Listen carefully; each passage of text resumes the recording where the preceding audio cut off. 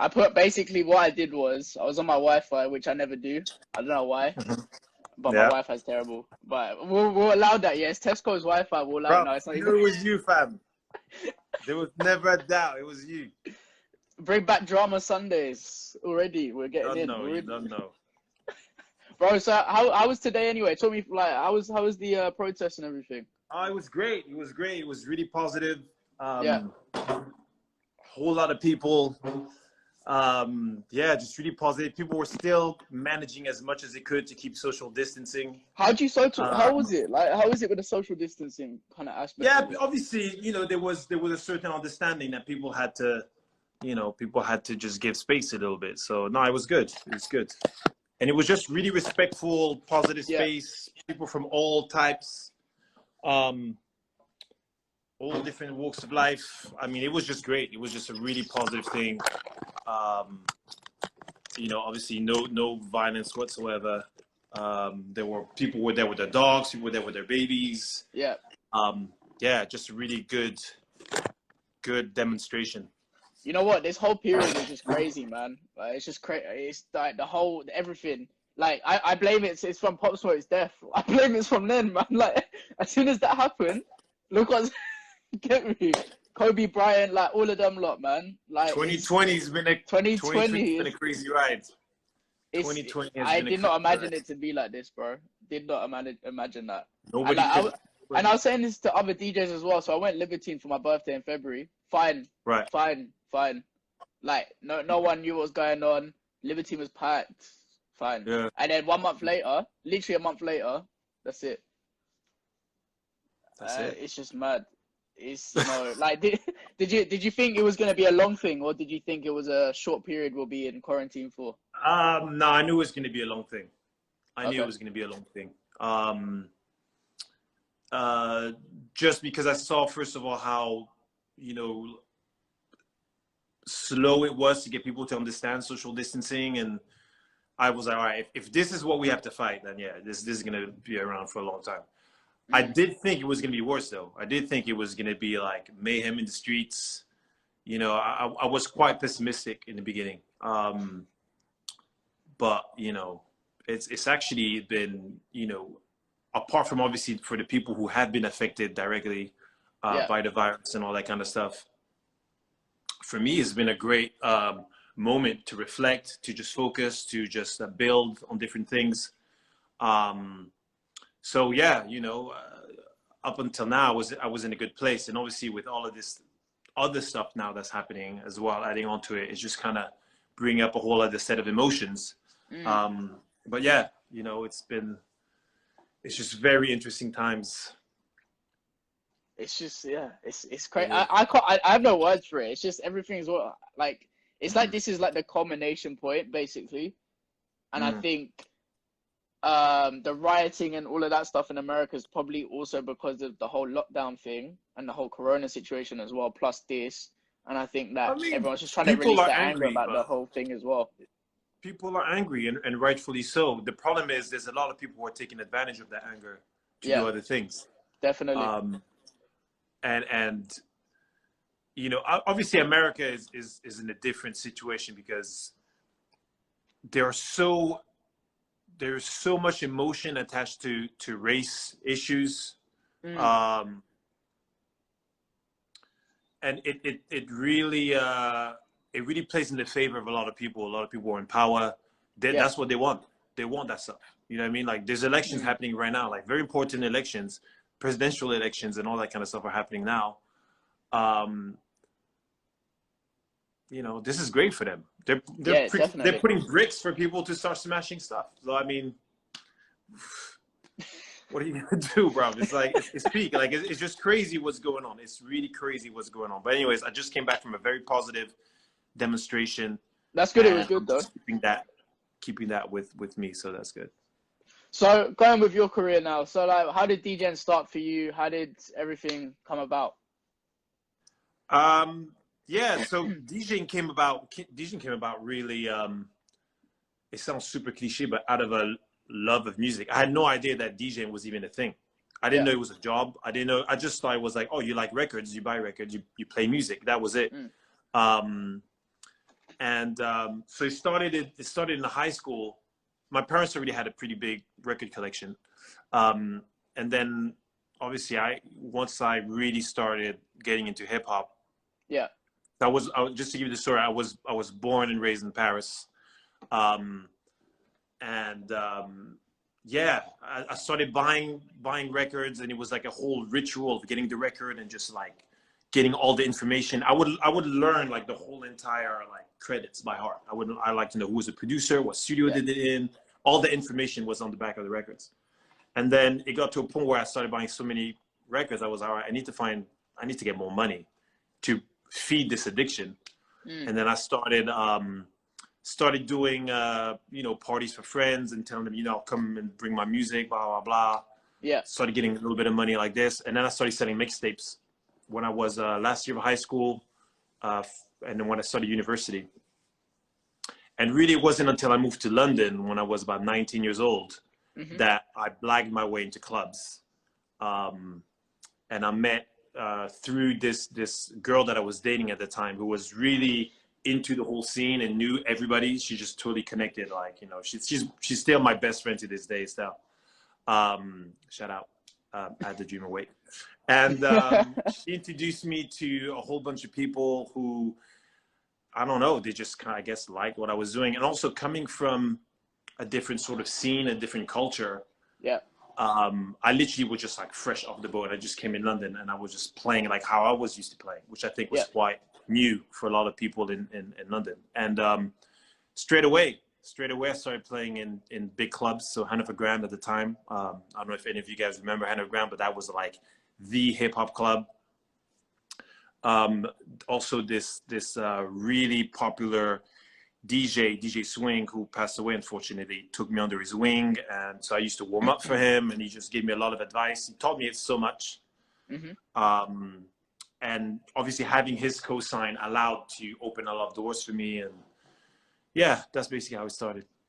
So does it help you coming from France to the UK with your French kind of knowledge in music as well? Like, did it help you a lot? There were a lot of different elements.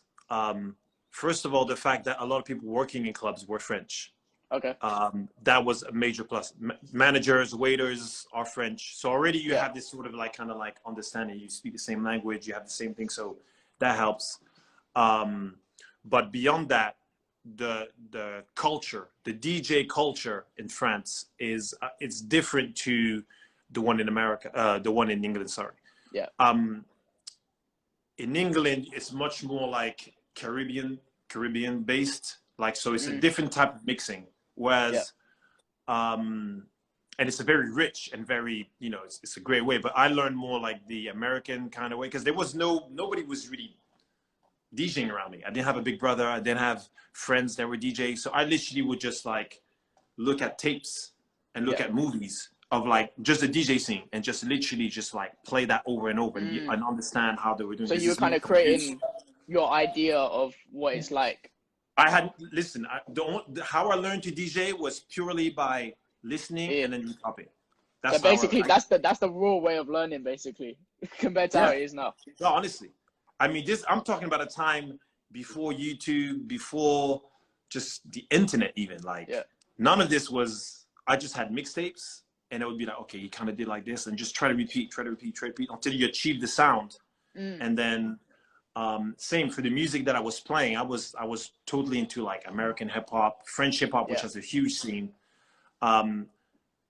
So coming to London, I was kind of like, wow, what are these guys doing? What are they playing? Like, no DJ was scratching, no DJ was doing any kind of stuff. So I was able to quickly just, I guess, come on top, because I was coming with this whole culture of real student of DJs. Yeah.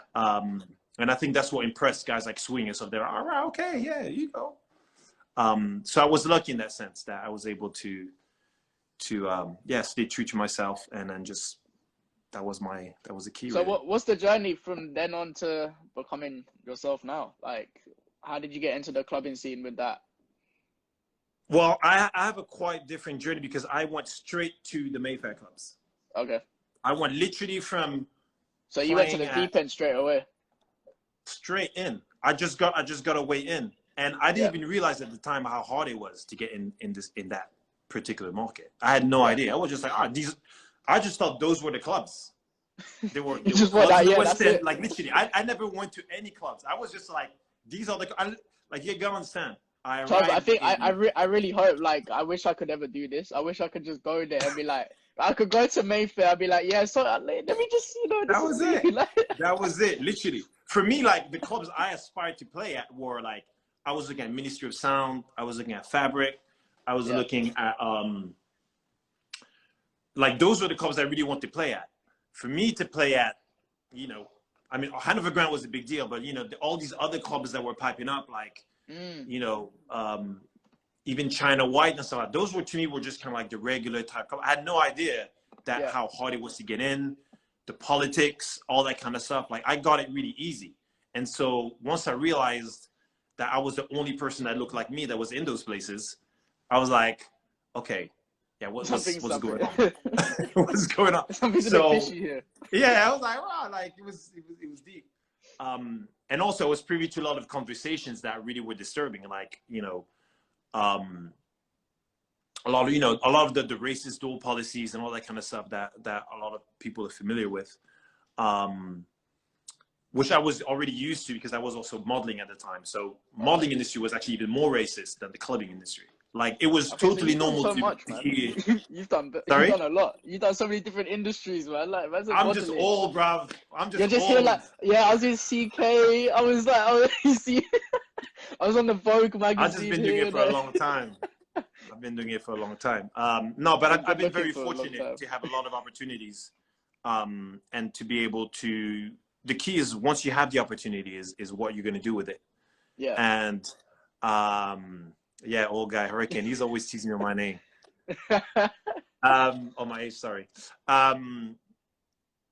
Yeah, so just having those opportunities was such a blessing.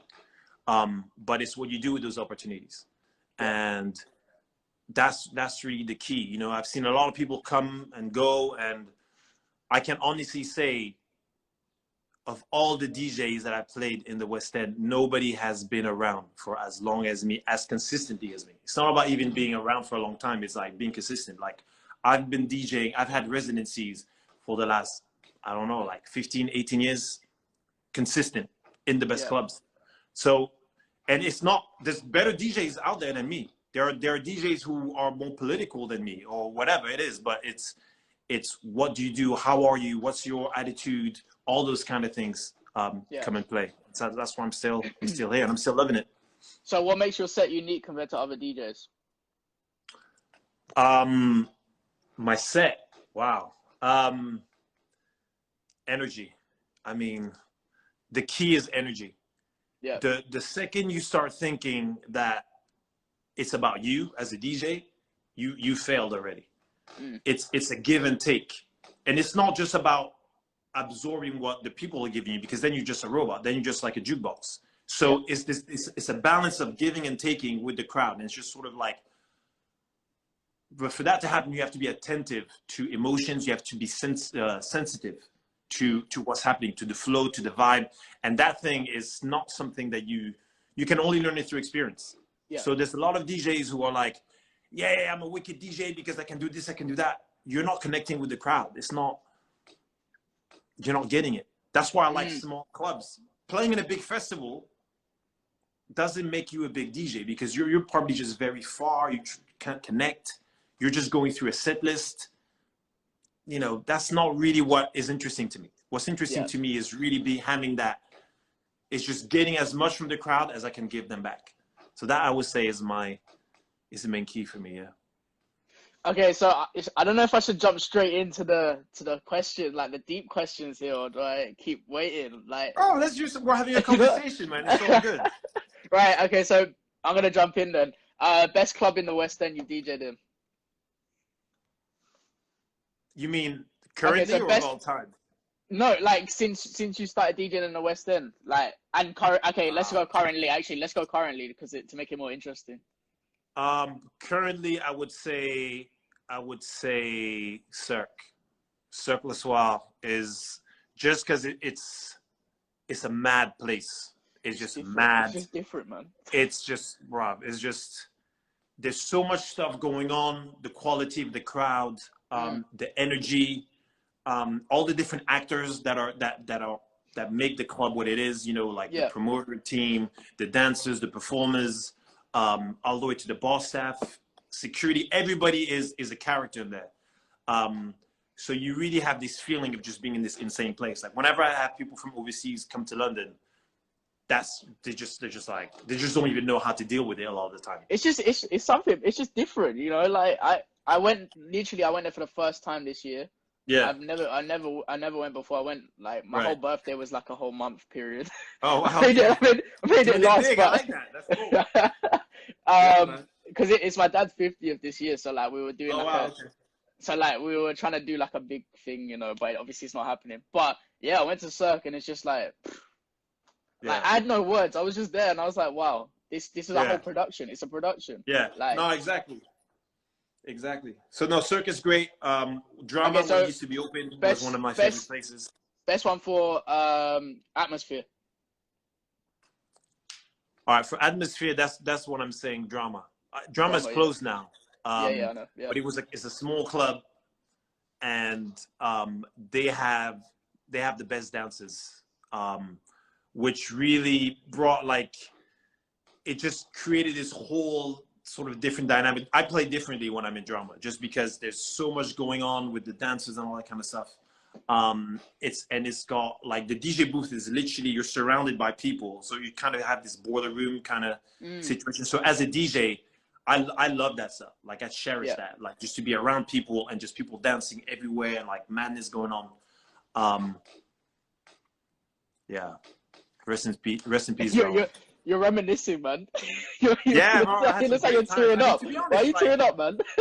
Listen, the thing is, for me, is like every club is great. If I'm in a club, if I'm DJing, I'm gonna make sure that whatever is going on is gonna be incredible. So it's not even so much about the club. There's a lot of things that make the club what it is. It's not just the venue, but my mentality going into a club is like, this is going to be the best night, and I'm going to give my all, and I'm just going to go do some whatever I feel like doing. I'm just going to do it as long as it's elevates the vibe and that kind of stuff. So you know, and that's why you've had the same residencies for so long. I hope so. Well, you're doing the right thing. You're doing the right thing. I mean, nice guy. People like to see me around. I don't know. You know what I mean? So Carter said that you took him under his wing. You took him under your wing to start doing his hosting. So how was that starting out with a host? Like, were you good on the mic anyway, or did you need a host? It's always great to have. I mean, obviously I can do it, but I'm the kind of person that I recognize talent and potential. Yeah. And when I see people that are passionate, like I knew Carter was an amazing artist before he probably knew it. I mean, he probably knew it this whole time, but it was like the way he came, the swagger, the energy, how they were all dancing. They were all this crew, they were dancing and stuff. And he just got on the mic a few times. I was like, okay, wow, okay. First of all, you know all the lyrics. And it was like, you just need to get on the mic. Like, just get on the mic. And I would just be on it. He would have it. And then literally, the first time I heard him really be on it, I was like, well, bro, like, you got something. You got something. And to see what he's doing today, I mean, it's incredible. Like, he is literally like, he's a world talent.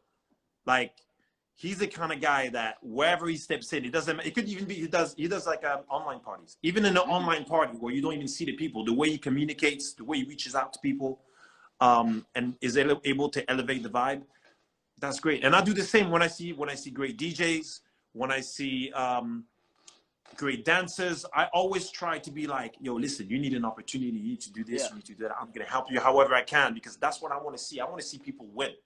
I just want to see people win. I wish more people were like you, bro. Like, I wish, because, like, obviously there's going to be people who don't want to help you at all. Like, there's always going to be people like that. There's always going to be people like that. But I think the question here is, like, after quarantine, obviously when money gets involved, right? Because everyone doesn't really have money at the moment. It's like, are they going to be selfish?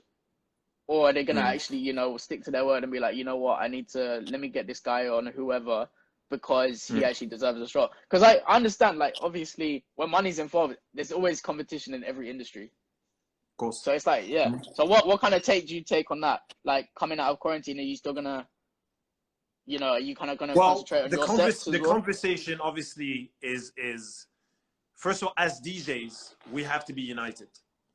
That's always been one of my biggest wish. Is if you start undercutting or you just start going in and being like, okay, and have a conversation directly with decision makers and convince them to hire you because you're going to be cheaper or you're willing to compromise more than other people, you're actually hurting yourself. Because the moment you accept to do things like that, first of all, the people in charge don't respect, they don't care about the DJs most of the time. They don't really care. They're just kind of like, all right, whatever. Oh, he's willing to do it for zero money. Cool. That's it. And then the moment they don't need you, they won't care anymore. Yeah, they'll just get rid of you. They will, exactly.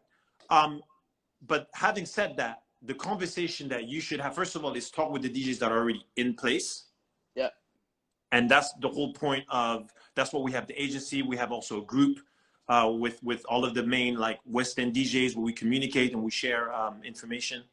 But of course, you have to understand that, you know, it is a business and the clubs are facing, you know, different circumstances. So if the club is like, listen, all right, we were closed for this amount of time, we're not making money, blah, blah, you can establish some kind of plan with the club and be like, okay, so maybe for now we'll take a little bit less, we can compensate later, we can do this kind of things. Like, have that conversation with the decision makers in the club and also with other DJs, so we're all on the same page. Now, all DJs don't get paid the same amount of money. That's just the reality. That's in every business. You know, there's experience that comes in play, there's talent, seniority, like all these kind of things. So I understand that, you know, if a club is like, comes to me and is like, listen, we can't afford to pay you your fee anymore. I'm like, all right, cool. Then I know how much I'm willing to compromise. If I'm not willing to compromise past that minute, I mean, like, listen, I know some great DJs that could fill in my spot. Like, I have no problem doing that kind of stuff.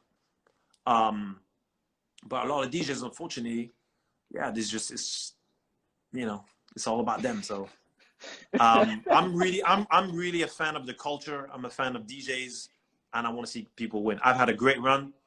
If my run has to end, What are you it's talking cool. about I'm still always retiring, gonna bro? DJ. You're not gonna retire, man. Don't retire. I don't want to see no retirement plans. I mean, I love, as long as, I mean, I'm always going to love what I'm doing, but I understand that, you know, things happen, you know what I mean? So, but it's cool. But honestly, as long as I can DJ, I will. I didn't know I was going to be DJing up till now, but it still gives me a lot of joy and I don't see myself stopping. So before quarantine, what were the kind of gigs you were doing? Where were you? What was kind of happening with yourself? Listen, I've been in the same places doing the same stuff for a long ass time. So I was doing the same thing I was doing the year before, the year before that, the year before that, year before. You can go back all the way. Like, so just Mayfair in general has always been my home. It's pretty much the only thing I know, to be honest. And then you have similar clubs to the Western clubs around the world. So it's like this little circuit of the same kind of clubs that all have pretty much the same clientele, same kind of music. So once you're in that loop, that's pretty much it. Now, of course, I really love doing other kinds of stuff. Yeah. But to be honest, that's pretty much all I'm doing is just like, the West End stuff. And honestly, I love it. You know, I love it because it's different than, I just love the fact that you're part of a team. There's a focus.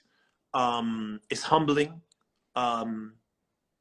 because you're forced to work with other people rather than, you know, just being in I don't know. Like, I just find like DJing in a festival. Yeah. I find it honestly, like it's not a goal of mine. It's not a goal. I've done it a few times. I've done like concert openings and stuff like that. And unless there's like, it's a major rave and people are really there to feel connected or whatever, a lot of time people are there they don't really want to be there. You know what I'm saying? So my goal is to when I DJ is just to unify people, get people to just party as much as they can. Yeah. And those Mayfair club is fun because most of the people aren't there for that. So when you're able to convince them to do that, and when you can get them to do that, that's what makes you an incredible DJ. A lot of those people aren't trying to dance. They aren't trying to do nothing but, score girls, guys, whatever it is that you're into.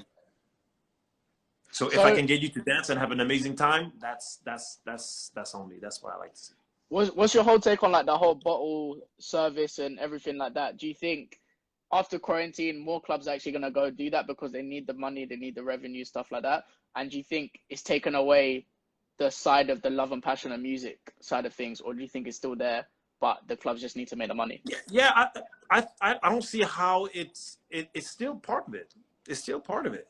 I mean, all it is like, I just don't like. Some DJs get so annoyed to interrupt their set for like 20 seconds to play a song. It's like, it's not that deep. Like, obviously we all know as DJs, it's like the way you build your set is a certain way. But if you just make a pause, that doesn't mean in any way that it's done. The challenge is how are you gonna bring the people back in? That's it. Yeah. And you can make that happen. You know, like, yeah, of course. So if you have the confidence, you're doing a good job, and you've got the crowd like this. All right, somebody's gonna ask you to play, I don't know. Most of the time, what the bottle spenders are asking for is big songs anyway. So so you've already got it. It don't matter. Yeah, you've got it. Like, and sometimes there'll be some off-key. So I've had people asking me to play off-key tunes, and it ended up being like dope. Like people are like, rah, or it might be stuff that I wasn't even thinking about. It's like, oh, you know what? Actually, that was a really good idea to play this song. Yeah, definitely. So I'm the kind of guy, I'm never going to be like, oh my God, I can't believe I don't know how to do it. Like, the challenge is use that challenge and turn that into an opportunity to just do something crazy. Yeah. That's a big point though. Like, definitely. Like, I think I haven't DJ'd enough in terms of that I've had to do a bottle spend thing or whatever. But I know there are some that are like, when I've spoken to on these interviews, that are like, no, I hate it. Yeah. No, I get it. I get it. But you're letting that just mess up your flow. Your whole set. The fact is, it's a reality. It's a reality. They want that. Yeah. It's going to happen. If you're playing in those kind of clubs, that's going to happen. So instead of fighting against it, just be like, okay, how can I make that into something interesting? That's the way I've always looked at it. I've been doing bottle shows, forever. Do you see yourself buying the bottles though? Huh? Do you see yourself buying the bottles? No, I'm not doing that, bro.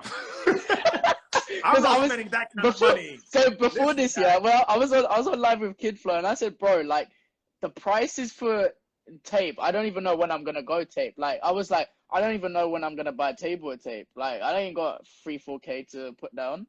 I'm just like, you know what? I understand 30K you have to try make or whatever.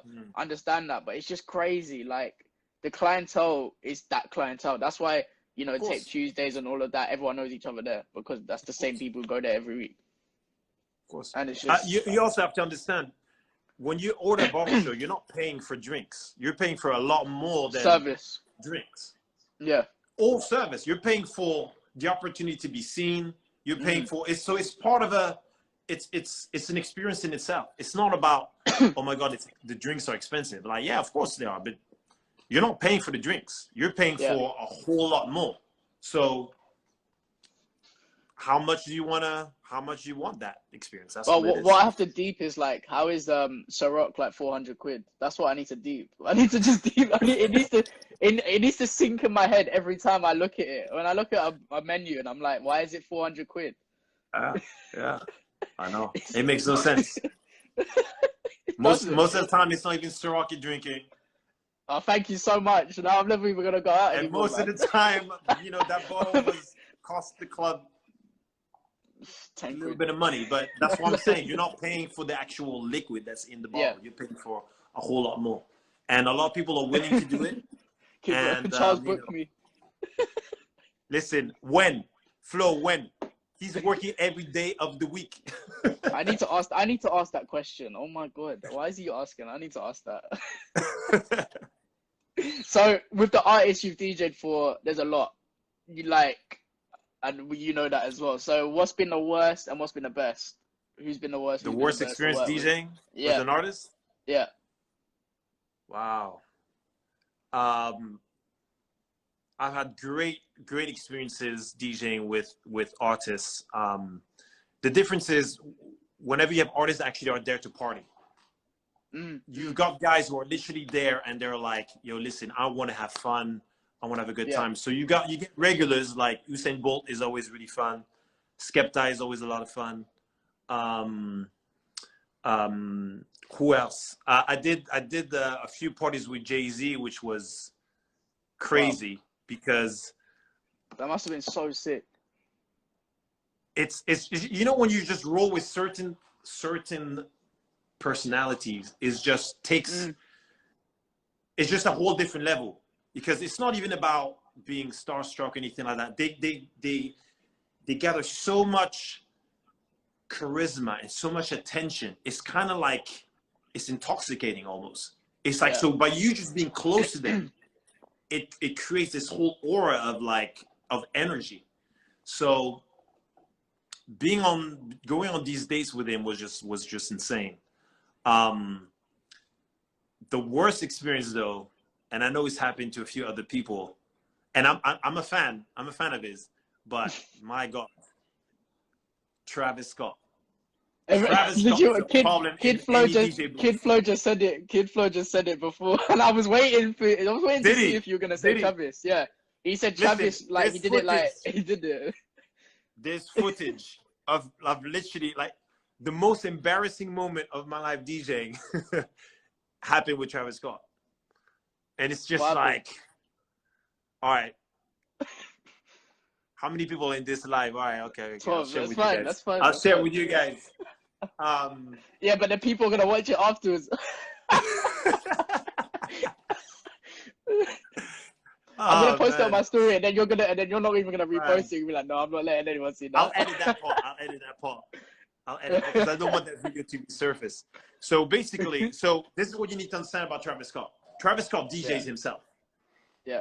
So he's familiar with Serato and all that kind of stuff. So I already had lined up all the songs. So this is in tape when I was resident on Tuesdays. So I've got all my Travis songs lined up. Obviously, they never told me what to play. So I was like, all right, I'm going to play whatever. We'll just play by ear. So when he's on stage, so he's going through my list. But he's literally moving shit around. He's deleting shit. He's all on my computer like this, right? And what's mad is like he's climbing on top of like the speaker, the booth monitor that's on the floor. So he's climbing on top of me literally, and he's going through all of my stuff. Yeah. So I'm like, bro, just tell me what you want. And he's not talking to me. He's just like, cool. So anyway, I can't actually take this. It's so fucking bad. So anyway, he's actually on top of you. He plays the song, right? Yeah. So he's doing his thing, and then one of his man next to me is like, all right, next song, pick up the phone. Cool. So, but he's like, so there's all this commotion happening, like everybody in the booth, and I literally go and I type on my search, pick up the phone, and I load it up. It's the wrong song. What do you mean it's the wrong song? It's not a Travis Scott song. I played the song by some, you know how I've got like bare songs. So the first song that came up was Pick Up the Song by Dragonette. Like some indie pop shit. And literally, so I start playing the first two notes. I play the first two notes, and literally, and straight away I stop the music. I'm like, oh shit, wrong song. And this is Travis Scott's face. I would have started laughing. I wouldn't be able to take that. Bro, he held that face. He held that face for 2 minutes. You're lying. Silence in the club, you know. Silence in the club. I play his song. The song starts. The vocal starts. He's still looking at me like this. You're lying to me. 2 minutes. The longest 2 minutes of my life. Were you even looking at him? Bro, I'm like, yo, yeah, that's the song. Yeah, like, trying to be like, we're on. Yeah, cool.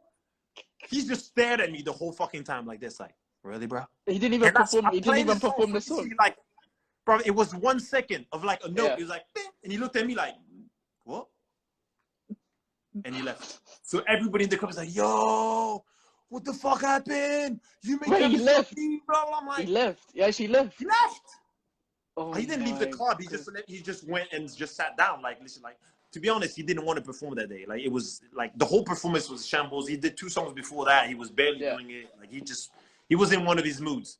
But fam, I just wanted to just die at that moment. Seriously. Like, I was just like, I said Travis Scott was like trying to touch the laptop and trying to delete it. He deleted songs. He was just, all my songs were prepared. He took my crate away. Like, he was doing bad things. I was like, yo, dude, like, just tell me what you want. Like, it was literally just 3 songs left. Yeah. Done. So, yeah, man.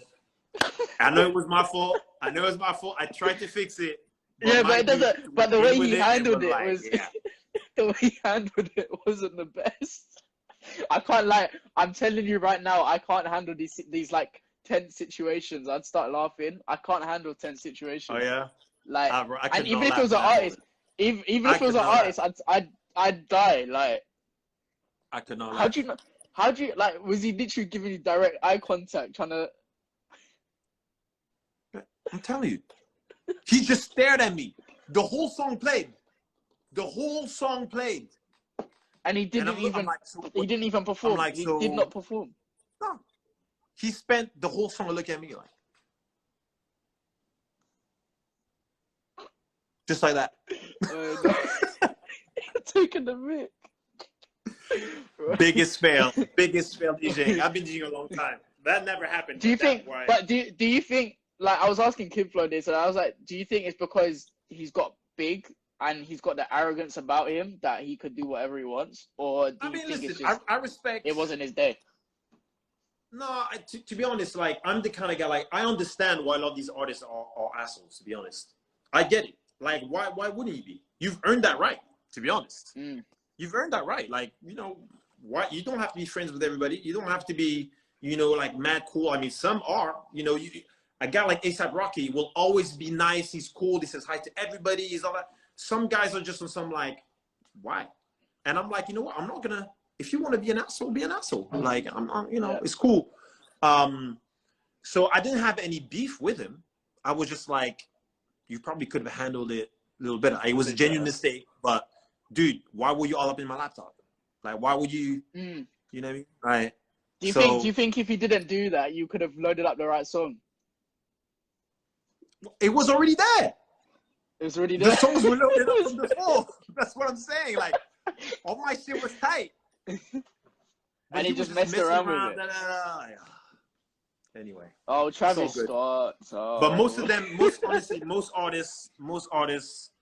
But who's been the best though? Like, obviously you said A$AP Rocky, but who's been like the best you've properly worked with, and you were like, nah, he's a great guy, or she's a good person, or whatever. Honestly, like, I think A$AP. How's it like DJing for Tiger? Because I love Tiger. How was it like DJing for Tiger's mad cool. Tiger's just, you know what it is? It's just, he's professional. Tiger comes, he's on time. He does his songs. He goes over. So he did, like, I think he wasn't. Well, okay, we say he's on time, but F1 last year he turned up at like 1 and like 3 o'clock in the morning. Hey, listen. He was supposed to come on at 1, bro.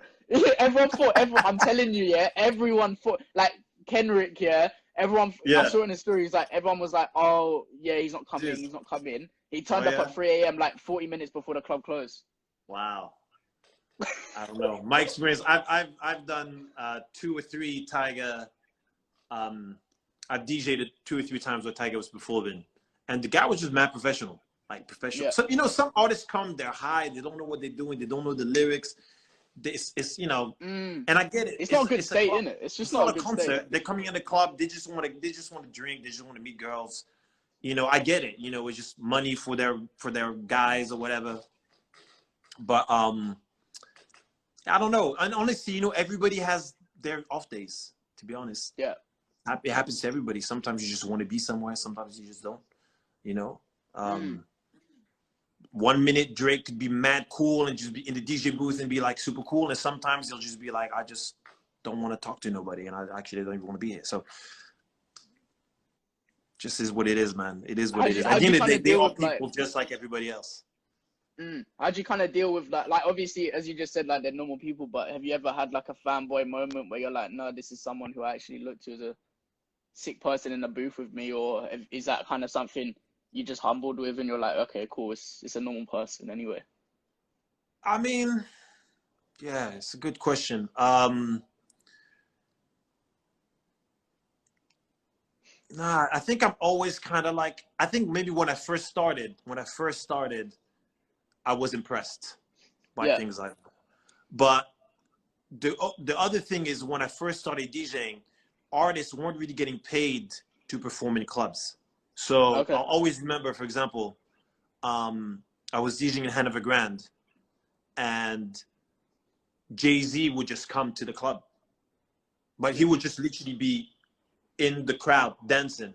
He was I mean, whatever. This is a long time ago. He's a married man, but anyways, he was single back then. You know, he was just having a good time, and it was cool. Yeah. And everybody was always like, people would respect that. I don't know if it would happen nowadays. Now this can never.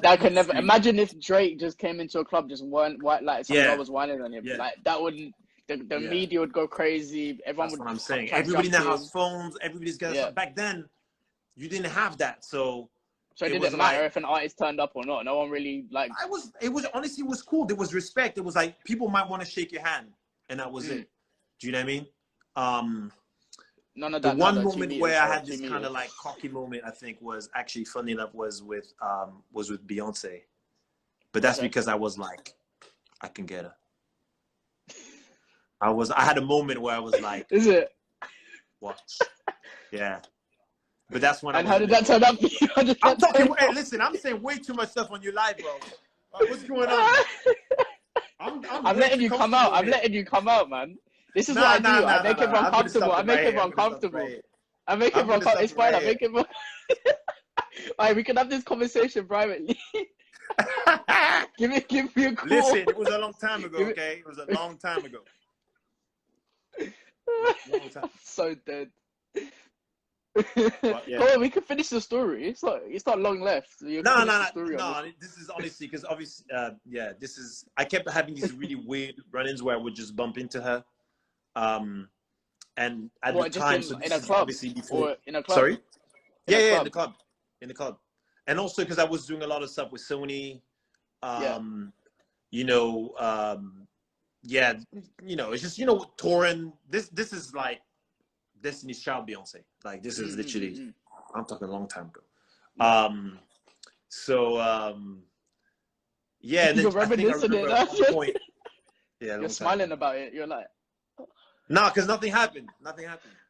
But I really felt like, right, because she kept going on about how like guys weren't approaching her, they were intimidated by her and everything like that, and all she wanted was a boyfriend and that. I was like, oh yeah, I'll be that guy. Imagine if you were. Imagine if you were, bro. Like, imagine if you were. Imagine if that was you instead of Jay-Z.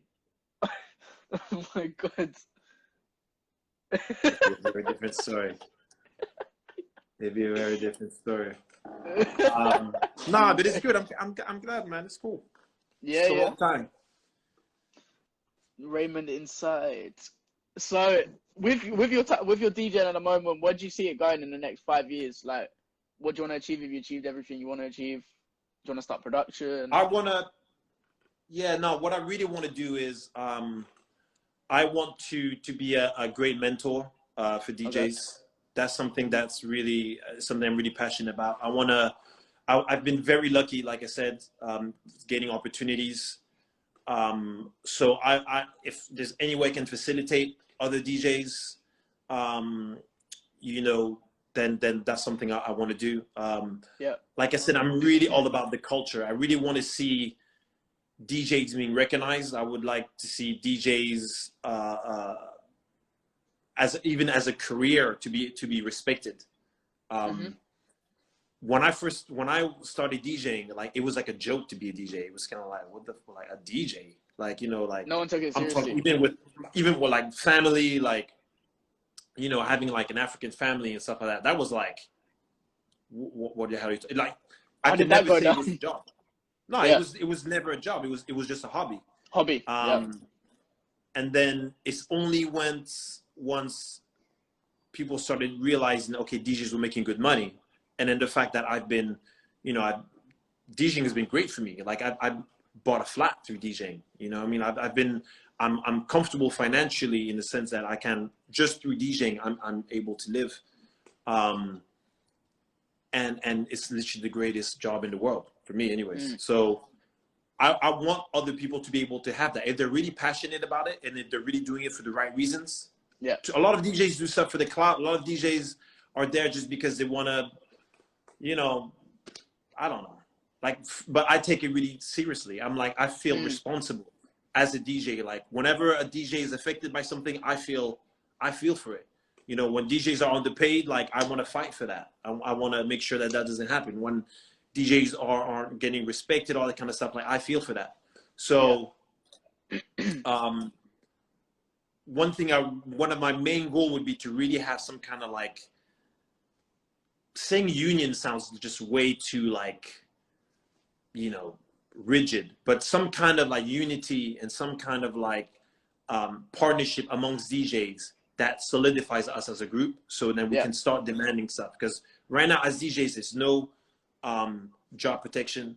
You know, you hardly ever have contracts. So if the club decides to fire you on the day, they can. You know what I mean? There's no way for you to, you can't go to a bank and ask for a loan and say that you're a DJ. Like they're gonna be like, okay.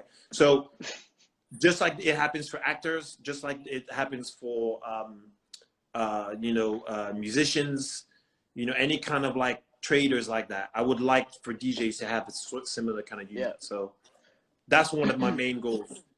So with the agency, Jojo was talking about it as well. So like, why did you guys want to start it? Like, do you think you could take it bigger things? What's your kind of plans with that as well? Yeah, no, it's all part of that. So it's all part of like, allowing and facilitating for other DJs their ability to pursue their dreams. Yeah, it's so hard to get in. I mean, I'm really talking about the market that I'm in, which is the Mayfair sort of high-end clubs, and it's just hard to get in. And to be honest, now we're in a great situation where, you know, the DJs that are in place are very talented, but we went through a period where they were just dreadful DJs being given opportunities, and it was just like, you guys just have no respect. There was a whole period some years ago where just the level of DJing was just terrible, and I was like, we need to let the good DJs, the great DJs, those who are really working at it, they need to be in place of these people who are totally disrespecting the culture, as far as I'm concerned.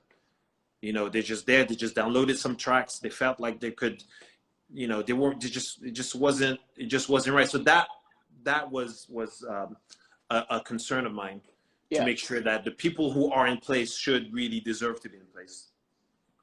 So where do you want to take the agency? What's your plans for that? It's just to keep growing. It's just to keep growing and just to help people, help DJs get jobs. There's a lot of, you know, just spread the opportunities for everybody. Before the agency started, we were already working as an agency. We always would have clients or club owners saying, okay, we need a DJ. Can you help us? Can we do this? Can you do that? And we would have, then we're like, okay, well, there's an opportunity here as well. Like, you know, we keep doing this stuff. Like, why don't we just take it a little bit more seriously and build a structure around it and just give it a little bit more just seriousness and stability, so we can actually really make it into something. And that's what we did. But even still, you know, Martin Charles is the Obama of the London. Martin, man, listen, Martin is literally the classiest. Okay, do you want to see this one as well? It's one of the reasons for that Charles Prince is always on time, because you're. Okay, now Martin is trolling. Now, listen, Martin. Wait, Martin, he was half an hour late for my live. I was about to say some really good stuff about you, bro, and now that's it. Now, Martin is great, but yeah, that's another example of a great DJ who really respects the culture, who has the right kind of attitudes, and you know, who doesn't take things for granted, who's constantly working and bettering himself, and you know, who's just willing to just go the extra mile. And yeah, definitely. That's what we need, because yeah, man, it's time to just let people. It's just time for people to take what we do seriously. That's all I'm saying. Yeah, I think it's now getting there, because I think the help with, you know what, these Instagram lives, right, with the DJ sets as well. I don't know if you've done one, but a lot of people are actually saying, you know what, like, it's helped me get through this period because there's nothing else for me to do, and like tuning in just for an hour or something like that. This is why I've been doing this for 8 weeks. Like, it's crazy, bro. Like, I'm telling you right now, 8 weeks ago, if you told me I was gonna interview Martin, Charlesy, Rusky, you, like anyone, like, I would be laughing. I'd be like, I had no clue. Like, I get that. You like, as, even yourself, you didn't know me before this, right? You didn't know me, so it's just crazy. You know, I mean, that's definitely one of the positive things about this whole, you know, lockdown and the pandemic. I mean, of course, it's serious, and all of, you know, it's causing a lot of, you know, just horrible stuff. But yeah, one thing that it did, it kind of realigned everything, and it just sort of like, you know, it just gave people, it just created like this pause and made people realize, okay, what it is. Who am I? What am I doing? Yeah. What makes me happy? What can I do to make other people happy, to make things better?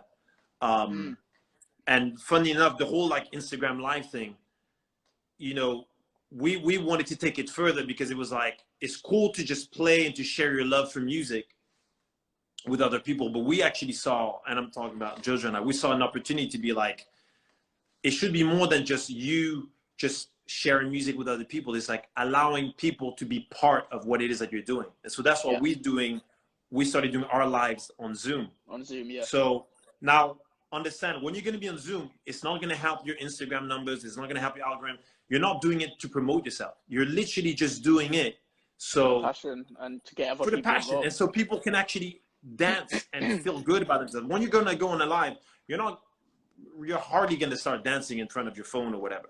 But on Zoom, we encourage people to be like, all right, you know what? You've probably been sitting down all day. Just get up, start dancing, do something, you know, just share, smile, you know. And that has been literally the most profound experience that I've had DJing in a long time, because it's like, people are just in their homes, bored, not doing anything. And now they're all like communicating with the whole entire world, just jamming. And that's been like insane. Like, we've been doing this literally from the beginning of lockdown. We're still doing it now. If you guys want to follow, it's at 6.club_. We do parties Thursday to Saturday, and it's just a whole lot of fun. It's great. See, I think that's what it's got to be. But do you also think when lockdown is eased even more, that you're going to be going to the clubs but live streaming from the club? Do you think that's how it's going to go now for a while? I don't know if that's where it's going to go, but it's definitely a possibility.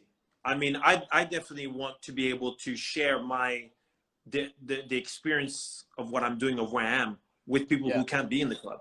You know, so yeah, if it means just, you know, adding a few cameras into a club and stuff like that and just streaming straight through Zoom, it's not a problem. Like, it's really easy to do. Like, you could just run it from your laptop. So it's definitely made me consider doing that kind of stuff. We spoke to a few clubs, a few companies who are into doing these online parties, these Zoom parties and stuff like that.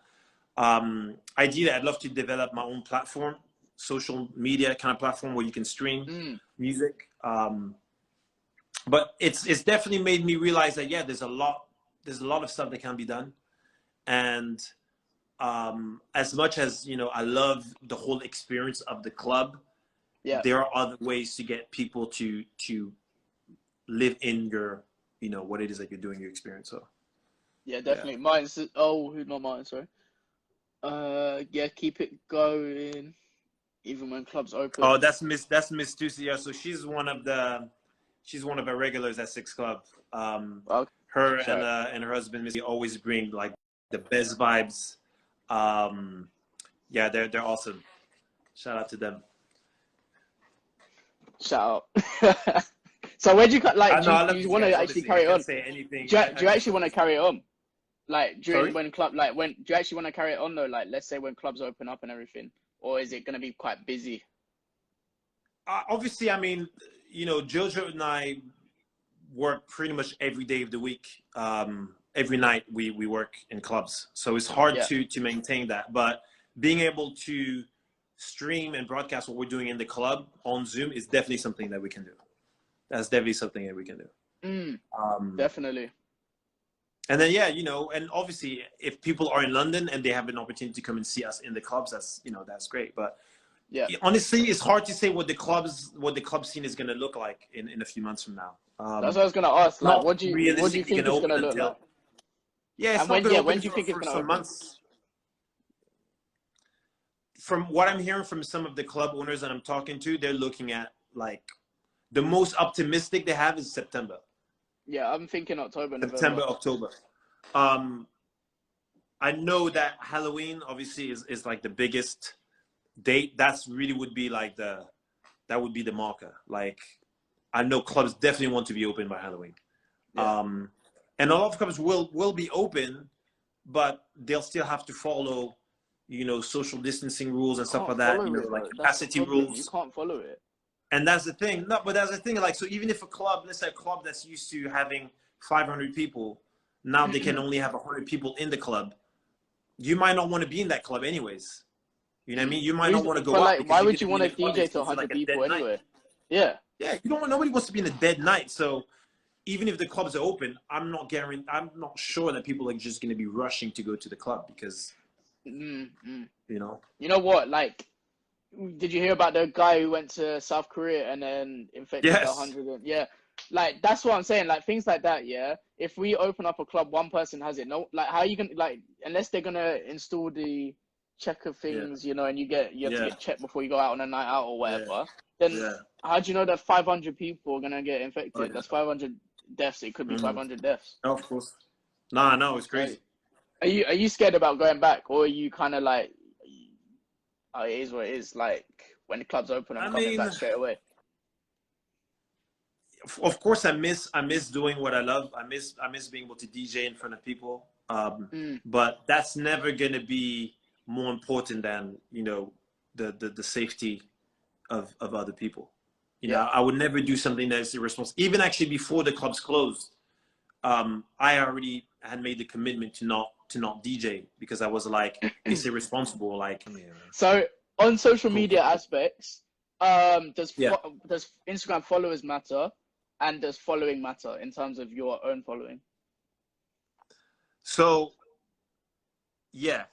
So the Instagram, as much as, so this is the thing. I'm not a big, I'm just not really that big on social media. And I mentioned DJ Swing earlier. So who's like my mentor when it comes to DJing. Yeah. So DJ Swing, who literally was like the most popular club DJ at the time. So he was doing West End clubs, but he was also doing like big kind of like, you know, all the big clubs and stuff like that. Yeah. He told me, like, he's like, I've never had any business cards done. I've never had to promote. I never had to do any of that kind of stuff, whatever. Just let your name be your calling card. Like, just do the best you can do and people will call you. So that's always been my mentality. And that's why it took me so long to just start even working with social media and just like using social media for my own career. The reality is nowadays you can't be like that anymore. You can't be like that. Like, it's a completely different game, and you know, you gotta, it's a tool at the end of the day. Now it's not the right tool, but nevertheless you need to use it. And a lot of clubs, and because I talk with a lot of clubs, I talk with a lot of clients, I talk with a lot of people who are in a position to hire people. Yeah. Guaranteed, the first thing that they look at is the amount of followers every time. And the mad thing is, even if that person clearly bought followers, they're still going to be impressed by larger numbers. I don't understand. That's the thing that to me, like, I find insane. The thing is, like, you have a DJ with like 100,000 followers, let's say. Yeah. They're bringing 4 of their mates, but the promoter will still book them because they think they could fill out the club. Yeah. I don't understand. It's you know, And that's 100%. reality. That's reality because they'll firstly That, look at your social media. that's the thing. That's the thing. Now, that's for you to get in. A lot of the times, you might be like, it's sort of like what gives you this sort of like legitimacy before you even start the conversation. Now, Yeah. the thing is, once you come and do the job, those followers won't mean anything. So you might have got a foot in the door because of your followers, but once you start the party, if people are bored, they're not enjoying it, blah, blah, you're not going to come back. Yeah. You're not going to get hired again. So my thing is, sure, it helps. It helps you get the foot in the door. It helps you get in, but that's not what's going to guarantee you a successful career. Because like I said, there's a lot of DJs that have higher numbers than me, but they're not playing in the clubs that I'm playing. And they're not playing for as long as I've been playing. So at the end of the day, don't let that gas you and don't let that make you think that you've made it. Work on your craft, be the best DJ that you can be, and just be humble. Don't let numbers mean anything, because numbers, they don't mean anything. They're going to impress people. You're going to get hired based on those numbers. But then, I know DJs that have like hundreds of thousands of followers. They can't hold a residency. They just can't. Yeah. So yeah, man, just it'll get you in, but it won't keep you in. What will keep you in is your talent, it's just and sad, is your like personality. following that Instagram following or whatever following is the main thing, especially for these West End clubs, because I know for a fact they'll look at it and be like, oh, what's your social media? Straight away. Right. And like, yeah, you know that as well. Like, like, would you ask, like, let's say if a DJ like spoke to you on DM and was like, oh, could you get me like a guest slot at one, so let's say a certain club? Do you look at their followers first, or do you look at their mix first? No. What I tell every DJ that asks for an opportunity like this is, I always tell them, send me a video of you DJing in a live setting. Yeah. And just send me a video of send me like 5 minutes of you DJing. That's all I need to see. Yeah. Because you could send me a mixtape, means nothing to me. I don't know if you did it. I don't know if you just did on Ableton and you just were clever at putting it together. And if I see a whole bunch of followers, it doesn't necessarily mean either, it could be that, I don't know, maybe you were very successful at something else and you got followers that way, or you could have paid for your followers. Doesn't mean something. But I will still look at it. I'll consider everything. But of course, it's all about your engagement. If I know that you have loyal people, you have loyal fans, you've got a following that come to your parties all the time, you've been doing your own events, and that's why you got a following. Okay, cool. You got something, you have a crowd. All right, yeah. I can pitch that to club owners and to clients. But if you're coming at me, let's say you're because we get also a lot of like beautiful like female DJs that come, they have like 50,000 followers. Yeah. And then they want to get booked as DJs. I'm like, okay, but that doesn't mean that those followers aren't representative of people that are into you for your DJing. Maybe you're a tattoo influencer, or maybe you're just hot chick that likes to show your ass. It's that true, doesn't mean, which is fine. And you will get bookings based on that. But the decision that we made when we created the agency was, we're just going to focus on talent. And if you have extra stuff, that's great, because that's something that I'm able to market. I'm able to just really push that. But if that's all you have, it's not going to be enough, because at the end of the day, your job is to get people to dance and to create a vibe and to be, just be on time and follow the instructions and, know that what you have to do at a certain time and all that kind of stuff. Your professionalism, like all that kind of stuff, that's important. And that's what, as an agent, that's what I have to look at. I have to make sure that the client is going to be pleased about it. It's not going to come and be, the DJ was shit, the DJ was late, the DJ was rude, the DJ, I can't have that. So I'm more interested in that. Yeah, because it ruins the reputation of the agency. Of course. And your name as well. Mm-hmm. Like, how do you kind of, with the process of the agency, like how many times have you kind of had to chuck people out, or have you ever had that, or has it been because you've kind of properly selected the DJs that you never had to do it? Or we're quite tight. in You're terms like, of yeah, who we chucked maybe about 100 people.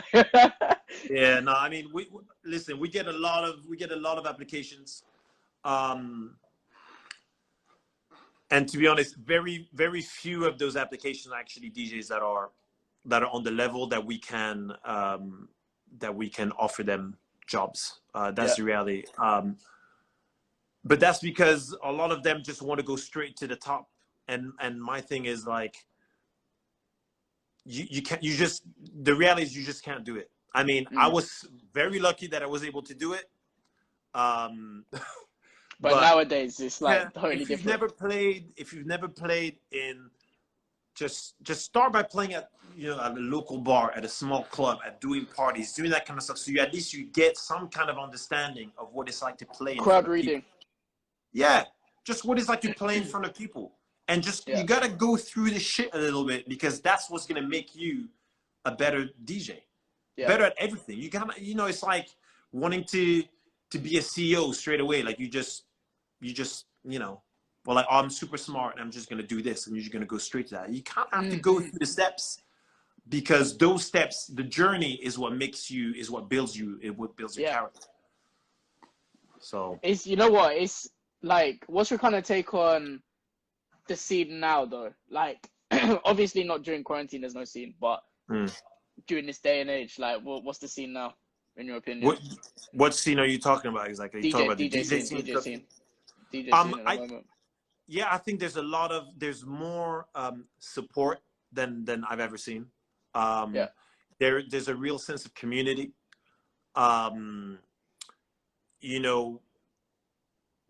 I was starting, I feel like it was well, when I was actually starting, it was love. And then it went through this period where, it just was off key. Like when clubs started asking DJs to promote and there was this whole era of like DJs being super like into themselves and just only just fighting for spots. Now I really feel like there's just more of a sense of community. And also it's also down to the DJs ourselves. Like, for example, I'm in a position now where I can help other DJs. But also, like, we have like a group chat where we support each other, where we ask questions, where we share what we're doing. Like, it could be a mix, it could be a track that's being released, or sometimes we even do like shit like we'll just go go-karting or paintballing or stuff like that. Like, where it's only DJs and MCs, so we just kind of create this real sense of community, because I think that's super important. Family kind of community, You have to. We all do the same thing. We never get to really share what we do. And there's a lot of DJs I know who suffer from like, just like mental health issues, because it's such a solitary sort of thing. Like, you're constantly in your little thing, and you don't really get to communicate. You don't really get to be around other people that know what it's like to do what you're doing. And that's just major. That's just super important. You really have to, I mean, and that's something that I always do now. And it took me a while to get there, but it's like, just share, talk, get people together, build a community, and that just makes us better. Sorry, let me answer Vinny. Yeah, Vinny, sorry. Yeah, this is London scene. So this guy got me booked out in Netherlands twice. So yeah, he's a good contact, definitely. Awesome. Charles, what are you looking forward to most when we get back to real life? Man, you know what it is? I'm really hoping that us, like people in general, we would have learned something from this moment in time. So my hope, my wish is that when things get back to normal, we maintain this sort of like sense of community and unity amongst the people, caring, selflessness. That's something that I'm really hoping that will stick. I mean, if ever there was a moment where we just needed to just kind of like press a reset button and just kind of like just really just take a moment to really reflect on what we're doing. I mean, if you're not going to learn from that, I mean, I don't know. Then, fuck. You know what? It's just like going with that point as well. I just want to see like the same mentalities is the same when we come out. Like, I don't want it to be a big change where I see the DJs like just doing it for themselves again. You get me? Like I know there's always gonna be those people anyway. But I want it to be that I know a lot of people have learned a lot of things in this time. Like even yourself, like there's so many people that learn about like humbling themselves during this period, like being lucky about everything. Like I hope that after this it can be that, you know what, yeah, it is about this is my job, yeah, this is, but like it's a family, like as you said, like it's a community basically. Yeah. Because if we ain't helping each other, then where's every DJ gonna get? Absolutely. I was expecting to get back to the dance floor. Yeah. Don't worry. Are you good at dancing? Do you dance behind the booth? Am I gonna dance? I make people dance, bro. Yeah, but do you not dance? No, of course I dance. Listen, I dance. You as a DJ, it's important. When you get the energy, really get to feel the music, huh? Yeah, you just need to. I mean, I can't dance really well, but I'll climb on top of a booth. I'll just go crazy. I'll jump. I'll do whatever it is. Like you have to let the emotion come in. Like music is emotion. You need to with any art form, you need to let it just take over.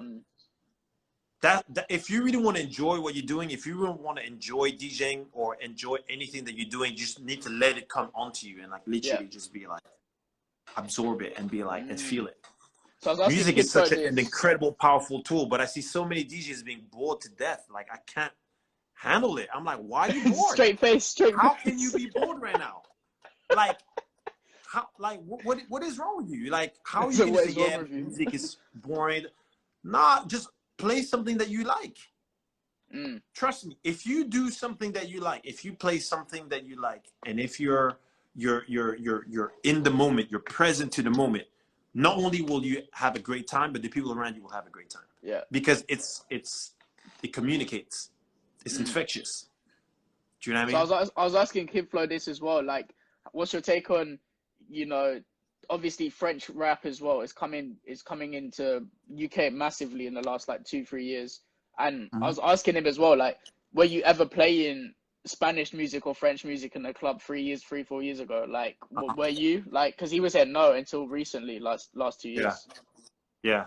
No, I always have been. It's always actually been something I took a lot of pride in is to just play music from all types of places.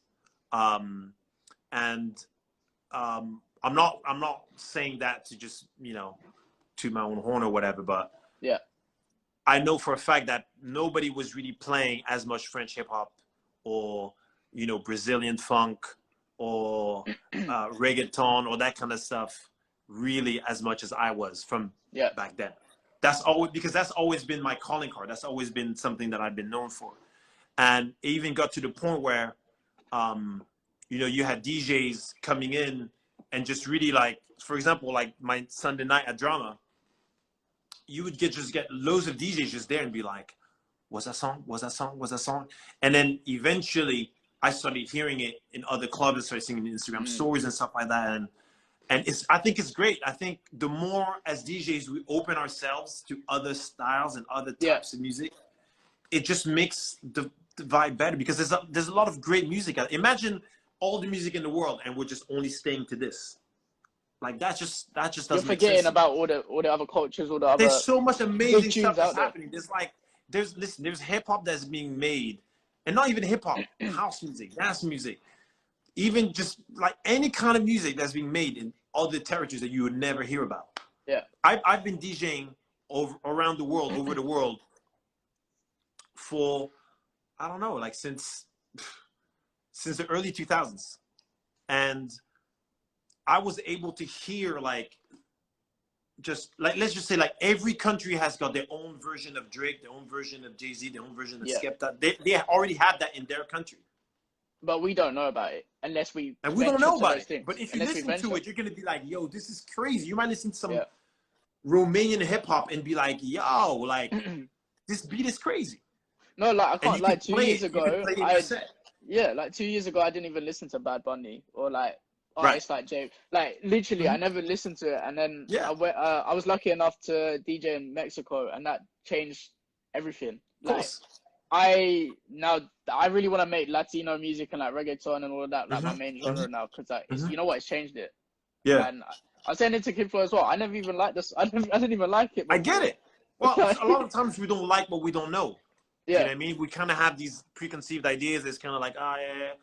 But when you experience it, it's a whole different vibe. Like literally, like there's songs that I heard in certain parts of the world that it just stays in me. So whenever I play that, I'm like, yo, like this is, that moment, like you feel it.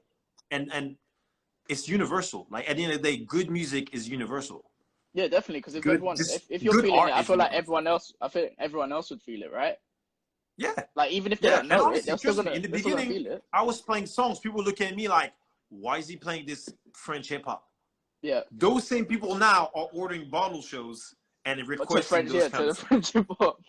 You know what I mean? Like there's songs that, and there's even songs that just through playing them have become big in their own countries, because people were like, yo, this song is actually being played over there, like like it's insane. And that's something that's always been always given me great joy, just be able to play music from all over the world and just see how people do you think that's just a West End thing? Because in the West End, I'm gonna be honest with you, my market is West End, Mayfair, high-end clubs in London, but across the world. Like I don't remember the last time I played in a totally different market. I've done like private parties, which have a very different kind of clientele. But whether I'm playing in Dubai, whether I'm playing in New York, whether I'm playing, it's the same kind of clientele as it's the same kind of club. So I can only speak from that perspective. That's what I was gonna say, because I'm like, when you go down, like let's say in South London, right, you never really hear Spanish or French music. Like rarely. If it was, it would be like Jaja or something, like Taki Taki, like dumb bait songs, right? But I think it's more of a West End thing, because obviously the clientele you got is from all around the world. It's international already. Yeah, it's an international thing. Yeah, straight away. Yeah, it's a clientele that travels. It's a clientele that and also when you're not such a, like a fanatic of a certain type of music. Yeah. And you're able, like, for example, when I first started DJing, when I came to London, I was pure hip hop. Like, for me to even play R&B was kind of like venture into the unknown. I was playing Mobb Deep and MOP, and like I was that kind of guy that would come in the club and be like, cutting up the decks. honestly, I was a teenager when I was playing music. But then obviously, and this is something that I really learned playing in those kind of clubs and being in London, is like all of a sudden it was like, wait, what is this? Garage? Like what? Dancehall? Rock and roll, and another one of my mentors, a guy that was really lucky to meet early, was Mark Ronson. So I was DJing a lot in New York, and I met Mark. He was like, the girl I was dating at the time was best friends with him. So it's always the go. Girls have been the best door openers for me. Like literally, I might need to get back into the scene and go. I need to find the right girl. Honestly, listen, if you get a good girl, honestly, learn from that. So I learned so much from Mark, because he was just a little skinny white dude playing in some grimy hip hop spots. I'm talking like, it was still in Manhattan. It was still cool spots, but it was kind of like, when you would see the crowd, it would be like, kind of like, wow, okay. And then you would have famous rap. You would have like Jay-Z on one side. You would have Biggie there. You would have Brand Nubian. You would have like all these different characters would be in there. Yeah. And he was playing hip hop, but he was still playing rock. He was playing funk. He was playing all this kind of stuff. And it was so dope. And everybody, even guys that I thought were going to be like this, we only listen to da-da-da, they were jamming. You would play some like house music all of a sudden, some kind of like, like Masters of Work, Latino kind of like house. And that really, I learned so much from listening to amazing DJs. And so that's what I'm saying. Like, when I'm saying that from early, I was into what's open format. I mean, like, I was on it from early. Like, this is how I learned to play. Do you know what I mean? Like That's from it. One listening day to I'm these gonna kind of have the same energy. Sorry, English than Charles. nastiness. Yeah, okay. Well, yeah. I've been here longer than you, bro.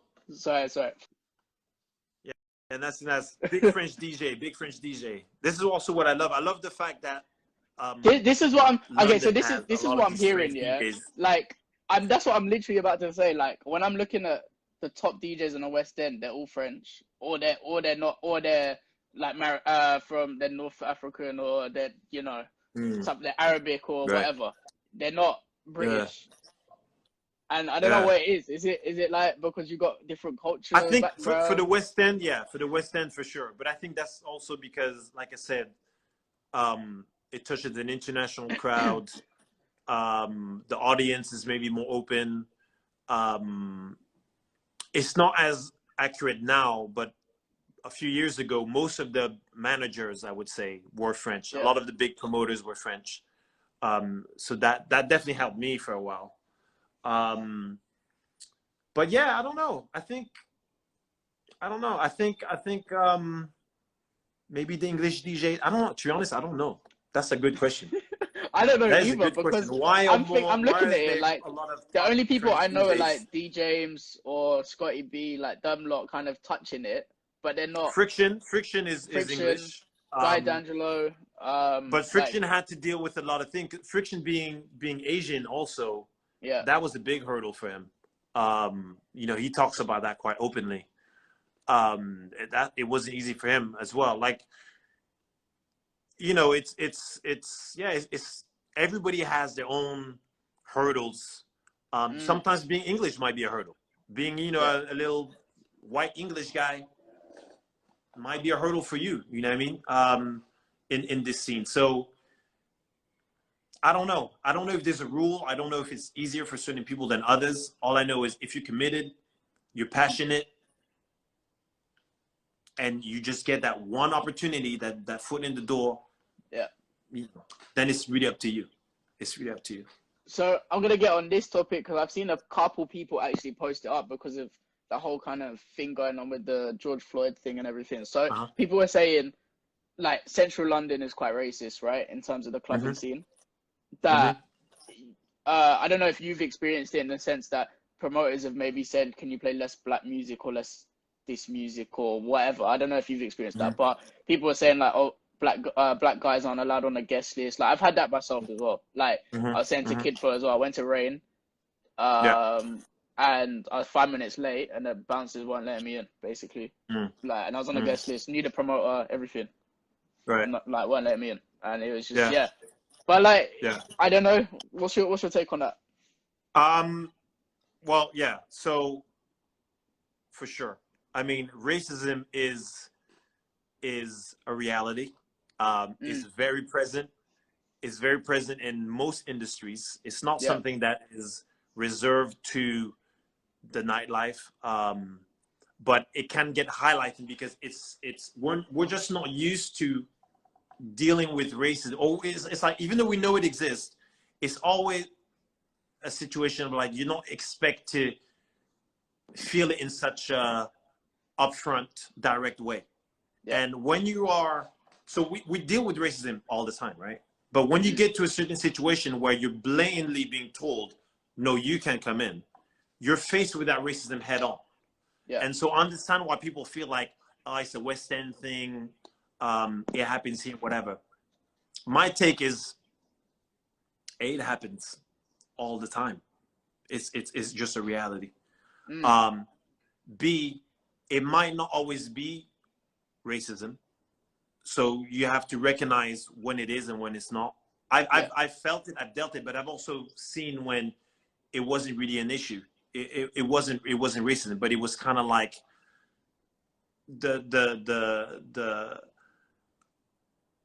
way to deal with it. Because sometimes you just want a reason, because you might not understand. The reality of the Western clubs is it's just not for everybody. It's not a matter of what your race is or whatever. What their whole business model is made out of is it's exclusive. So once you start from that and you start thinking, okay, it's an exclusive, but it's not meant for everybody, it doesn't mean that you're not going to come in because you're black. It might be because you don't fit the economy. You might not fit, the kind of demographic that they're looking for. Now, I see there's a lot of black guys in the club. There's a lot of white guys in the club. But really the only thing that they care about is the girls. Yeah. At the end of the day, that's really, if you're a girl, you'll get in. Or listen, I don't work at the door, so I don't know. But my experience from when I'm inside the club is I see girls from all over the place. Now, I know for guys, it's a different situation. I know, for example, certain clubs, you're just not going to come in as a guy.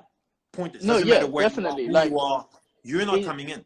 Rain on a Saturday night, they say 50 guys, 60 guys on a guest list. That's it. And they won't allow anyone. Is basically you're not coming in because those 50 or 60 guys, that's the promoters already. So once you have those guys, that's it. The club is already like, you're a guy, you want to come in, you better order a table, and that's it. Yeah. And that's their way that's how they maintain the economy of the club. Is like, we just want to focus on people who are going to spend that kind of money. So now, have I faced racism? 100%. I've had meetings in the clubs where point blank, the owner was like, we don't want to let more than 2 black guys in the club at the same time. What? Like, groups larger than 2 guys cannot come in. What 2 black guys just in, like 2 black guys coming in? Basically, if you have like 3 black guys coming at the door, they'll be like, only 2 of you can come in. Or you just can't come in because there are more than 2. Because anything more than that, you're a gang, you're trouble, you're this, you're that. I've seen that shit plenty time. God. I've been to clubs where the manager and this guy, the manager is not racist, but literally he came and he told me, he was like, listen, it's crazy for me to tell you this. This is a long time ago. This is in 2005. I had the manager of China White tell me, we just cannot play hip hop in the club. We cannot play hip hop. Hip hop was banned for 1 month in China White because they were like, if we play hip hop, the police is going to shut the whole club down. Like literally, this is the kind of shit that we were dealing with back then. So, and then obviously there was a whole period where just hip hop DJs weren't really even getting booked. People didn't want hip hop. That's when the whole like EDM, all the clubs were playing house and all that kind of stuff. Hip hop was not considered a popular music. And that's why they weren't really letting black people in. Now hip hop is the #1 music in clubs. So you can't really tell people, don't play hip hop, or we don't want anybody to look like I don't get that stigma where they say the music causes the fights. It's not, it's the people and the drink. I don't think how can music cause a fight? It just, unless there's two gangs rivaling, then okay. But a lot of the time it just comes from ignorance. It comes from, the music is too, it's gonna cause fights. Nah, man, like, what you talk about? This is the kind of music that, listen, as long as the girls are dancing, and that's what they want to hear too. That's what they want. That's what they want. Because of the music. Yeah. Like, you're playing some deathcore, hardcore metal music, whatever, that gets people super hyped. I can understand how that might be something that leads to people acting out, but even that, I don't even think so. Of course, you're going to put people in the situation where they're drinking a lot and they're crowded and, people are trying to step on people. Yeah, a fight might happen, but that's the responsibility of the club to make sure that your security is on top of that shit. Don't blame the music and definitely don't blame the people's ethnicity. Like, that's bullshit. So it comes with education. Unfortunately, there's a lot of bouncers who have their own prejudice, but and from really being close with certain club owners and from having these kind of conversations, no club owner really goes out and says, I don't want to see black people in my club. Yeah. They'll say, I want to see hot girls in the club. Like, girls are probably more likely to be discriminated on. Yeah, that's what I was just going to go on to. Like, I've seen big girls, short people. I've seen a promoter or even a bouncer like look a girl up and down and go, you're not getting in. And they just and I've literally seen with my own eyes, a promoter's told them you can bring, and it was like one of my friends as well, you can bring like 5 girls. They brought 5 girls. Promoter comes there and he's like, looks at the 3 girls who look decent and we're like, okay, you 3 come with me. And then the other 2 are just left. And it's Yeah. like, and I'm like, you No, can't. I no, know, it's I know terrible. it's a bit. I know it's a business thing. Like I know it's business. Yeah. Like I know you got to make 30K, but the girls aren't making you 30K. The guys are making you 30K. Like no Yeah. girl is putting down 6K on a bottle spend unless you got a rich artist or rich But that's the thing. female But who's the guys who are spending the money, they want to they see want to those see them kind of girls. girls. Yeah. And if ever they don't see them, then they're like, "Oh, I'm not coming back to this club because you just had." Mm. I don't want to, you know, be around any of these girls, so I'm just gonna go to the next club. So that's Yeah. to say that the clubs are responsible. I think you're not really looking at the whole problem. Though it's a bigger problem than that. And Yeah. Yeah. Definitely. you know, but at the end of the day, it's like these clubs. I'm not, you know, it's like these clubs aren't meant for that. They're very clear about what they're about. Like nobody They state goes it. They to state it. an Yeah. exclusive restaurant and gets mad that they can't get a table if, you know, You haven't booked in they advance wear or flip flops and they look, you know what I mean? Because it's yeah. just, You can't go to like Nobu there's a and then policy and they're or trying to something like respect that. that. And then you should know, like, don't just come somewhere and expect, it's not fair, it's not fair, it's not fair. It's not. Yeah. There are clubs for people who, if your priority is to go out, Yeah. then go to places where you're going to be comfortable going out.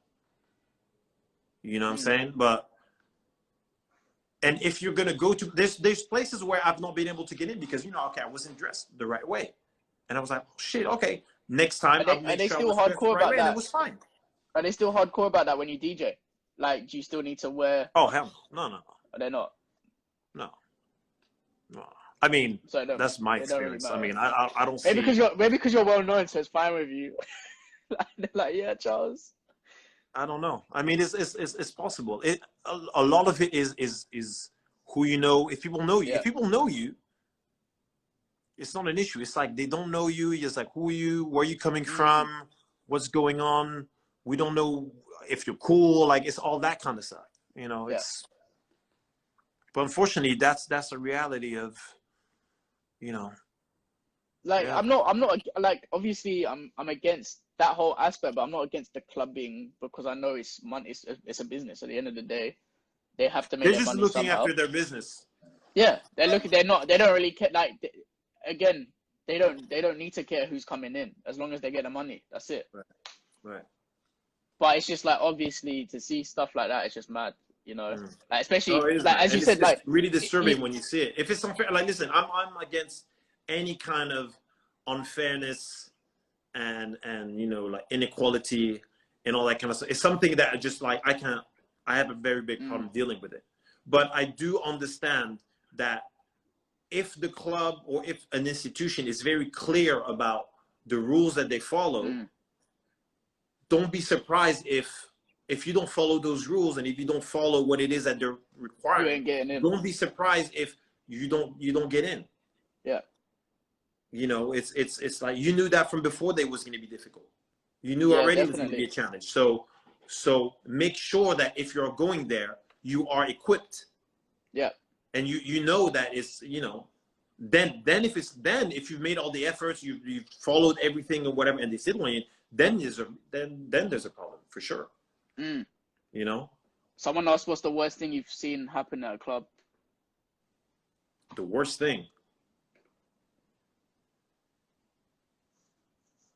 I mean, you see stuff like abuse sometimes. Like, you know, just I've seen a guy, you know, hit a girl. I've seen fights that were really severe. You know. See, this is the thing. I don't understand why this stuff happens in clubs. Like, it's just so childish as well. Like, just leave your stuff at home, or don't come out. If you ain't in the mood to go clubbing. What it is just it's the people. If you're that kind of person, it doesn't matter where you are. You're gonna act that way. You know. The problem is in a club, everything is so concentrated. People are drinking. People might be on other things. And they kind of forget who they are. They think that because they've got money, because they're at a table, they've got more power or more rights than other people. that's the issue. Like if you're an asshole, it doesn't matter where you're gonna be. You're gonna be an asshole. Definitely. Just Most don't memorable be an club asshole. experience. Was that? Most memorable Oh man, club experience. there's been a lot. Okay, I two. honestly feel like it's the best job in the world. Like every time I DJ, every time I do something, I just after I'm done, I'm just like, I just experienced something incredible. So to be more specific, some of the things that I've experienced that were amazing. So the traveling has been great. But then in terms of like the best moments for me are always when I feel like the whole entire club is together and is following, is just completely in unison. That's something that I always try to achieve whenever I'm DJing, is just try to get people to all work together. And you do that already with music. You get people to dance on the same rhythm. Yeah. But then when you can get people to do like crowd reaction, crowd participation, all that kind of stuff, it's great, man. Shit, I'm trying to think of some like. Okay, what's the best club you've DJed in outside of UK? So one in terms of atmosphere, one in terms of just all round. So, Kid Flo said, "Tell me about Halloween at Cirque as well." Oh man, you just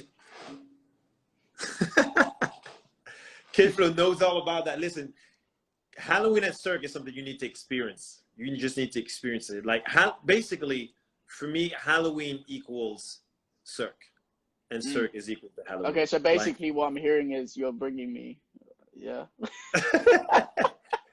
Listen, I can't. I'm telling you right now.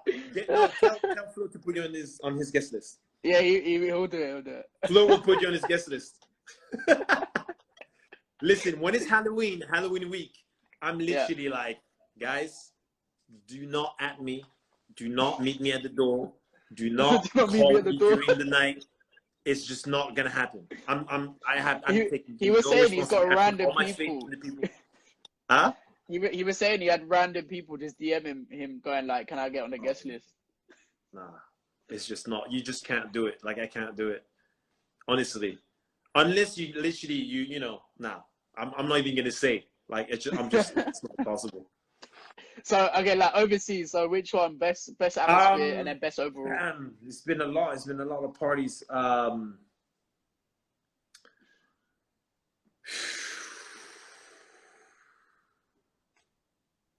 You're reminiscing now. You're like, oh my. I'm just. It's like a film of like all these different kind of things. It's actually easier to tell the parties that have been not great. Because there's been fewer of those. So like, for example, I find that in Dubai, I always had a bit of a issue with clubs in Dubai. I always felt like the vibe was just not really on point. Like, so I played like a bass, I played in like some of the bigger clubs and stuff like that. And it's just always been a bit like, people aren't really allowing themselves to just really get into the party. I feel like there's a lot of restrictions as well out there where people aren't. No, not necessarily. I mean, no, people are free to do whatever they want in clubs, really, in Dubai. And outside of the clubs is a different story. But yeah, I always felt like when people have restraint, that's when, because I'm an emotional DJ. Like, I really depend on the vibe. And I feel like whenever I've played there, I've never really been able to perform as good as I would like to. Okay. Japan is also kind of odd because in Tokyo, and it's actually great, but in Tokyo, when they come to the club very often, it's like they expect a performance. So they look at the DJ as an artist. So they're facing the DJ and they look at you like you're literally performing. So when I first played there, and it was quite a while ago, that was really weird to me. It was kind of like, yo, are the people gonna dance at any point? But they were like, at the end of the night, they were like, oh my God, thank you so much. It was such an incredible night. But I was like, ah, you sure you guys enjoyed it? Because you guys are sitting down. They were just like looking like it was literally like they were like. So those have been odd, but then I had some amazing parties. I had amazing parties in Seoul. I did like this party for, of all people, it was like influencers and people who were just, I guess, not really used to really just letting loose and really just, you know, this is like literally like, so Seoul is already a really cool place. And so like when I'm like, this party was for like the elite of the influencers. Like they were literally just like the kind of people you would think are kind of arrogant and kind of like aren't really into dancing. And they went, like the party went off. It was like maybe like 100 people, like private party. They flew me over for that. And they went off. And that was like, I was so surprised to see that. I was just like so overwhelmed by just the vibe that was going on. Yeah. That's crazy how you've done all these places, man. Like I've been really lucky to play in a lot of places overseas, and a lot of places where maybe they weren't really used to seeing people like me, or that's been great. And I do less international stuff now, but yeah, when I first started doing it, I mean, you know, just like being like 22, 23 years old and traveling around the world, I mean, that's just an experience that just like, I mean, you can't beat that. You just cannot beat that. Definitely. So someone said, have you ever thought of making your own club? Yeah, I thought about it. Until I realized how hard it is. how hard it is. You know, coming up with ideas, coming up with concept is something that I love doing. I come up with, and also dealing with a guy like Jojo on a daily basis. I mean, you know, because he comes up with an idea a second. He's like, oh, dude, we should, and I find myself always being like, but Jojo, we cannot do that. That's not possible. Think about it. How are you going to make it happen? And then, you know, through talking about it, we get to a point where we're like, actually, yeah, if we do this, we do that. And that's why we work so well as a team, because he comes with all this kind of stuff, and I'm always kind of like, realistically, so we've come up with a few great concepts, but to be honest, the club that I'm doing now, the online club, is the best club that it's the best club ever at the moment. Right now is the best club in the world. I'm telling you right now. It's online. You're in your house. You can join it. A lot of people are shy. A lot of people don't really know how to get in. But once you get in, I guarantee you, the people that have come in consistently have been like, oh my God, I can't believe I had so much fun. So come to my club. It's guest list, now. Guest list. Guest list. Honestly, you'll come in, cool. I'll send bottles to your table. It's all good. Yeah, send me the bottles. They'll come from your fridge, but it's cool still. Yeah, we'll do it like I'll put a sparkler and play the song that you want. Oh my God, but bro, this has been like a very good conversation. I really appreciate your time, man.